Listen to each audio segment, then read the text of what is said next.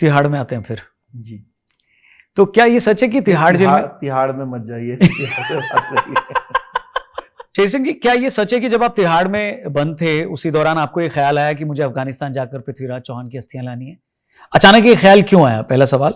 और क्या ये भी सच है कि आपने तिहाड़ जेल में बंद कुछ अफगानी आतंकियों से इसके बारे में बात की तो उन्होंने ये चैलेंज किया कि आप ऐसा कर ही नहीं सकते, तो फिर आपको लगा कि नहीं अब तो करके दिखाना है? सच्चाई क्या है? क्या है कि उस समय, पहले थोड़ा इसके पीछे चले जाते हैं। ठीक है। क्या हुआ कि 1999 में कंधार हाईजैक हुआ, IC 814। हाँ। तो जब वो जो हमारा जो प्लेन था जब हाईजैक करके कंधार ले जाया गया, तो उस समय के जो फॉरेन मिनिस्टर थे जसवंत सिंह जी, उसको लेकर जब वो वापस आए इंडिया, तो फिर तब उन्होंने बताया कि भाई जो हमारे आखिरी हिंदू सम्राट हैं पृथ्वीराज चौहान जी, उनकी जो समाधि है वो अफगानिस्तान में है और जूते चप्पल उनके ऊपर रख के बड़ा बेइज्जत किया जाता है, और ये हमारे पूरे देश की बेइज्जती है, क्योंकि वो जो पृथ्वीराज चौहान जी हैं वो हम सभी के आइडल हैं जी। तो जब ये उनका बयान आ गया तो उसके बाद क्या हुआ कि एक डिमॉन्स्ट्रेशंस जो है वो जो सामाजिक संगठन थे जी। वो लोग करने लगे। तो आए दिन अखबार में टीवी में न्यूज़ आती थी कि भाई ये डिमांड कर रहे हैं कि भाई वहाँ से समाधि को वापस लाया जाए जी। उनकी मिट्टी वापस लाई जाए जी।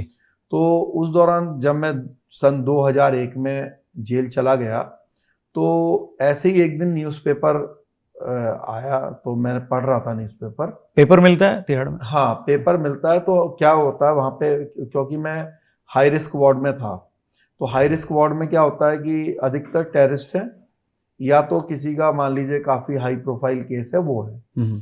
तो हम लोग जो है एक साथ ही बैठकर वहाँ पे न्यूज़पेपर पढ़ते थे।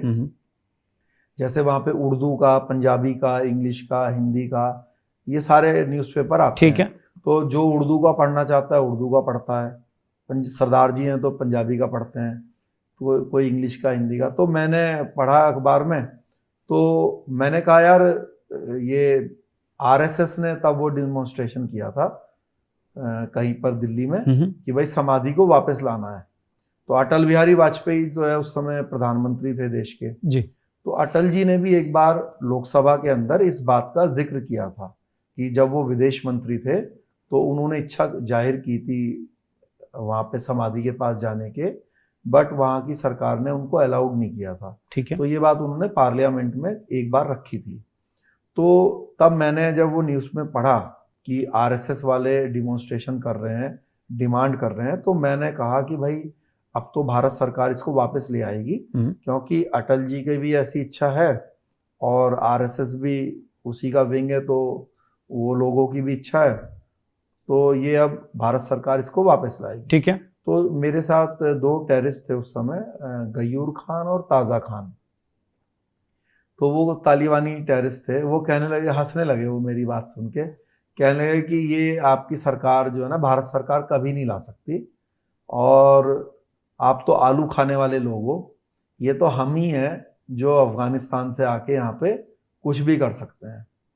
तो मैंने कहा कि भाई अगर भारत सरकार नहीं करेगी तो मैं जाऊँगा।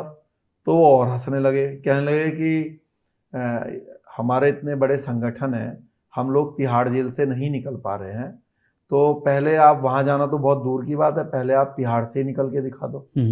तो मैंने कहा चलो तिहाड़ से भी निकलेंगे और वहाँ भी जाएंगे। तो फिर ये मुंह से निकल तो गया, लेकिन क्या है जेल में आप क्या ऐसे ही कुछ नहीं बोल सकते, क्योंकि फिर आपकी मजाक वहाँ पे खूब मनाई जाएगी, क्योंकि ऐसा नहीं है कि आपने बोल दिया और फिर अगले दिन उसको मिले नहीं और अपना मोबाइल जो है बंद कर दिया।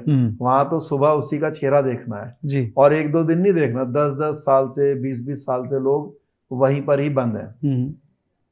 तो अब अगले दिन जब उठे तो उन्होंने कहा हाँ भाई राणा जी तिहाड़ से कब जा रहे हो। तो अब क्या है कि फिर मैंने एक माइंड मेकअप करना शुरू किया। पहले तो ईगो पे ले लिया आपने, फिर माइंड मेकअप किया? हाँ, मतलब पहले तो ईश्वर ने मेरे जबान से वो निकलवा दिया। ठीक है। एक्चुअली मैं आपको बताऊं, रियलिटी ये है कि मेरी तो कोई हैसियत नहीं है, ना मैं कोई उतना बुद्धिमान हूँ, ना ही कोई मेरे बस का था कि मैं तिहाड़ से निकल जाता। मैं अभी भी जब दिल्ली में घूमता हूँ तिहाड़ के बाउंड्री वॉल के बाहर से जब कभी इधर उधर जाता हूँ तो मैं खुद अपने से ही क्वेश्चन करता हूँ कि यार शेर सिंह तू यहाँ से निकल कैसे गया। तो मुझे खुद ही नहीं मालूम है कि कैसे मैं वहाँ से निकल गया। तो क्योंकि वो जो सर्वशक्तिमान है उसने ये करवाना था ईश्वर ने, तो पहले मेरे मुंह से ऐसा निकला और फिर इस तरह के प्लानिंग माइंड में वो डालते चले गए कि वो चीज़ सन 2004 में 17 फरवरी को मैं तिहाड़ जेल से एस्केप हुआ। और ये जो एस्केपिंग है तिहाड़ जेल से, ये हमारे देश की सबसे बड़ी एस्केपिंग मानी जाती है। क्योंकि क्या है कि ये जो इससे पहले भी तिहाड़ से एक बार एस्केपिंग हुई है चार्ल्स शोभराज की, बट उस एस्केपिंग में क्या है कि धोखेबाजी थी।